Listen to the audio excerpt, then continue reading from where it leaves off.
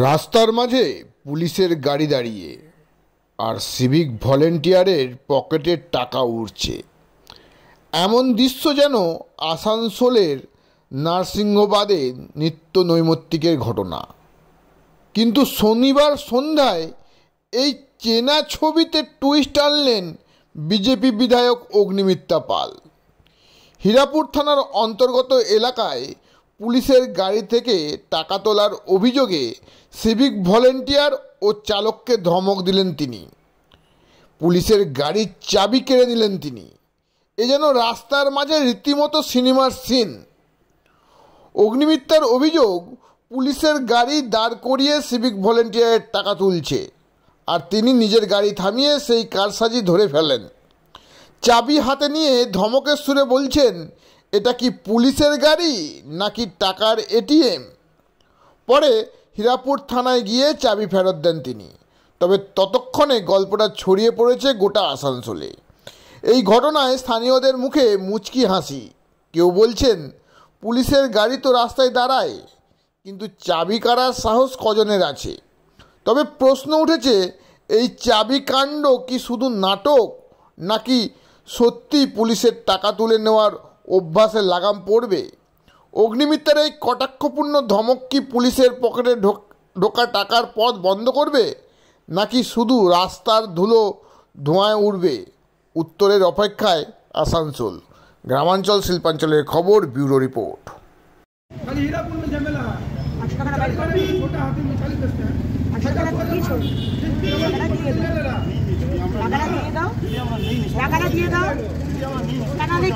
গাড়ির চাবি আর তোমার লাইভ ভিডিও আমি গিয়ে গাড়ি থেকে টাকাটা নিয়েছো। টাকাটা নেবার জন্য গাড়ি থেকে নামতে হয় না, বললাম তো। তার খেয়ে দিয়ে কাজ নেই, সে মিথ্যা কথা বলবে।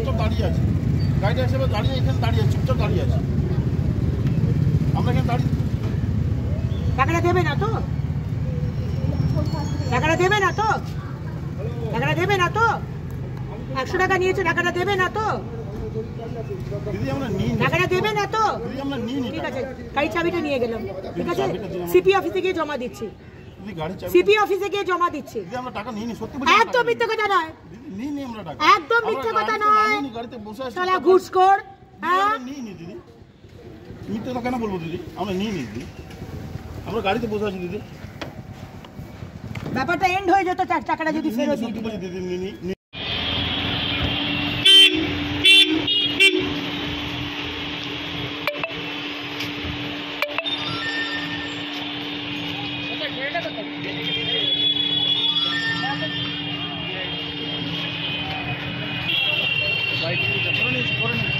বাইক দেবে ভেতরে যাবে, বাইক দেবে ভেতরে যাবে। চাবি নিয়ে চাবিটা নিয়ে বাইকটা साउंड दिले ना एक मिनट लाइट नाम मेरा साउंड जलाएंगे एक बार लेकिन आस्ते आस्ते करो आगे भीतर चलो तारপরে हां বাইট নিন বেরিয়ে কোথায় যাব এই পুলিশের গাড়ি আপনাকে দেখা গেল চাবি কাটতে, কি জন্য চাবি কেড়েছিলেন, কি হয়েছিল? পুলিশ হচ্ছে আমাদের রক্ষা করার দায়িত্বে, কিন্তু পুলিশ এখন ভক্ষক হয়ে গেছে। যে গরিব মানুষ প্রায় দিনই আমাকে কমপ্লেন করে যে দিদি এরকম পুলিশ আমার গাড়িতে ওই গরু যে খায় যে খড় নিয়ে যায়, ওখান থেকে 800 টাকা 1000 টাকা, এর আগেও তো নিয়েছে 800 টাকা 1000 টাকা। আজকে আমি জাস্ট ক্রস করছি, ওর গাড়িটা ক্রস করছে, তখন বলে দিদি একটু দাঁড়ান, আমাকে মনের মাথায় পুলিশ এখনই টাকা নিল। আমি বললাম কোথায় পুলিশ? বলে ওই যখন পুলিশের গাড়িটা দাঁড়িয়ে আছে। আমি এখনই গেলাম, গিয়ে বললাম যে আপনি টাকা নিয়েছেন? উনি অস্বীকার করছেন। টাকা দিয়েছে, কত টাকা দিয়েছে? 100 টাকা দিয়েছে। ড্রাইভার 100 টাকা নিয়েছে, পিছনে সিভিক বসে আছে। আমি বললাম যে আপনি স্বীকার করুন, ক্ষমা চান, আমি কারোর কাছে কমপ্লেন করবো না, আপনি ক্ষমা চান, টাকাটা ফেরত দিয়ে দিন। কিন্তু ওরা ভাবলো যে টাকাটা হচ্ছে ঘুষ নেওয়াটা ওদের জন্মগত অধিকার। মমতা ব্যানার্জিকে মাইনে দিতে পারছেন না? পুজো প্যান্ডেলে তো 1,10,000 টাকা করে দিচ্ছেন ভোট ব্যাংক কেনার জন্য। পুলিশকে কি মাইনে দিতে পারছি না যে পুলিশ মোড়ে মোড়ে দাঁড়িয়ে আজকে কোথায় মানুষকে রক্ষা করবে তা না, তার মানুষের কাছ থেকে ঘুষ নিচ্ছে। প্রায় দিন এটা হচ্ছে।